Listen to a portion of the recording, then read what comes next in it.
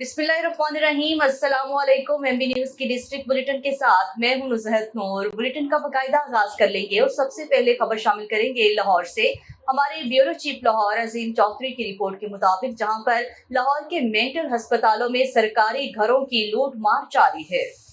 MS mental अस्पताल ने अपनी सीट पक्की करने के लिए मुबैना तौर पर अस्पताल के सरकारी घर सेक्रेटेरिएट के मुलाजमीन, एडिशनल सेक्रेटरी टेक्निकल और एडिशनल सेक्रेटरी एस्टेब्लिशमेंट को दे दिए मुस्तहिक डॉक्टरों की दुहाइयां। लेकिन एमएस डॉक्टर फारूक अब्दुल्ला इस वक्त एडिशनल चार्ज पर होने की वजह से अमले की बजाय दूसरे अफसरान को नवाज रही है। मेंटल अस्पताल में डॉक्टर्स के लिए मुख्तस किए गए घर एमएस मेंटल अस्पताल ने अपनी सीट पक्की करने के चक्करों में मुबैना तौर पर रफ अस्पताल के सरकारी घर सेक्रेटेरिएट के मुलाजमीन, एडिशनल सेक्रेटरी टेक्निकल और एडिशनल सेक्रेटरी एस्टेब्लिशमेंट को दे दिए हैं।